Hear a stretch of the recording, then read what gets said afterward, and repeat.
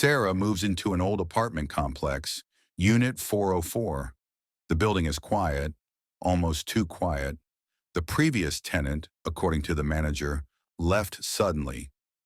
Sarah begins to hear soft, rhythmic knocking coming from the apartment directly below her, Unit 304. It sounds like someone slowly tapping on wood. The manager confirms Unit 304 is unoccupied.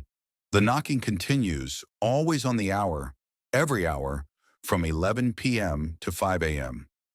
Sarah investigates. She breaks into 304 and finds it completely empty, but the floor is littered with peeled paint flakes collected in neat piles. While inspecting the ceiling, her floor, she finds a small damp spot. Just as she touches it, the knocking starts right below her feet. She runs out. The next day, she sees the manager struggling to bring a new sign into the lobby that reads, "Welcome new tenant, Unit 304." She tries to warn him, but he just smiles vacantly. Sarah is back in 404. The nightly knocking begins again, but this time it's getting faster and more frantic. She is convinced the new tenant is trapped. She rushes down to 304 and bursts in. The new tenant, a young panicked man, is standing there. He shouts, "Thank God! Do you hear the knocking? It's coming from 204. I think someone's trapped." Sarah realizes the truth. The knocking doesn't come from a specific unit. It is always the unit below the listener. The apartment building isn't just old. It's a perpetual trap where every tenant eventually goes down to Unit 204, then 104, and finally ends up in the basement, where the cycle restarts for the next victim moving in above them. The peeled paint was where the ceiling had been repeatedly broken through by past residents trying to escape their upper neighbor. Sarah hears a new urgent knocking sound coming from Unit 504 directly above her, signaling the cycle has begun again. A obsessive archivist named Elias, whose job is to digitize old, discarded municipal records, everything from forgotten marriage licenses to zoning permits. He loves the mundane detail. One day, he finds a series of folders marked Non-Existent Persons, NEP.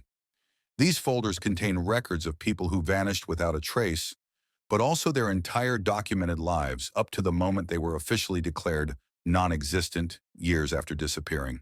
Elias starts noticing a pattern. The NEP files always include a final, strange document, a photograph of an unmarked, ordinary white door taken from a slightly low angle. He dismisses it as a bureaucratic oddity until he finds a file for a woman who disappeared 3 days ago. The file is already complete, right down to the final document, the photo of the white door. He notices something else. The shadow of the person taking the picture is visible on the bottom edge of the door in every single file. Elias starts feeling watched. He checks his security footage, or just glances behind him, and sees the shadow of the white door's photographer on his own wall. Panicked, he rushes home and locks himself in. He gets a phone call from an unknown number. He answers, and all he hears is the sound of a shutter clicking. He slowly looks down at his desk. A manila envelope is sitting there. Inside is a newly created folder labeled Elias Aaron NEP. He flips it open. The final document is the familiar photo of the white door. This time, however, he recognizes the background, the corner of his own apartment hallway. The shadow visible at the bottom of the photo. It's his own shadow holding his phone up to his ear.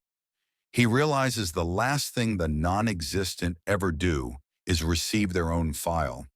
He didn't just find a folder, he created it by looking for the others. Ethan is driving down a forgotten, dark country road, lost in the middle of a massive cornfield. His GPS has died. He sees a single ancient, poorly constructed scarecrow at the edge of the field. It's unusual because it's dressed in clean, modern clothing instead of rags. The light from his headlights seems to flicker when it hits the figure. Ethan continues driving for what feels like an hour. He is convinced he's driving in a circle. Suddenly, he sees the same scarecrow. He stops and checks the clothing. It's identical. He takes a picture for proof. He drives on, forcing himself to ignore it. A few minutes later, he sees it again. This time it has moved maybe 10 feet closer to the road, and its head is slightly tilted. The clothes now look slightly dirty, as if from a short walk. Ethan realizes he's not lost. The road is getting shorter, or the scarecrow is getting faster. He drives frantically. He sees it for the fourth time. Now its coat is torn, its straw stuffing is exposed, and its arms are pointing right at his car. As he speeds past, he glances at the photo he took earlier. In the first picture, the scarecrow looks stiff, held up by a wooden post. But in the most recent photo, there is no visible post. It is standing entirely on its own. He slams the brakes when he sees it for the fifth and final time, now standing right in the middle of the road. It's no longer a scarecrow. The jacket is pulled tight, the straw is matted, and the head is now a perfectly formed, pale human face with wide, unblinking eyes. The only thing left of the original scarecrow is a wooden crossbar visible beneath the shirt, creating the permanent, inhuman cross shape of the shoulders. The car engine dies. The figure slowly raises one perfectly formed pale hand to knock on his driver's side window. The narrator whispers, "I opened the door to apologize for hitting its pole." The story ends with the narrator's final, terrified, drawn-out scream as he is pulled out of the car.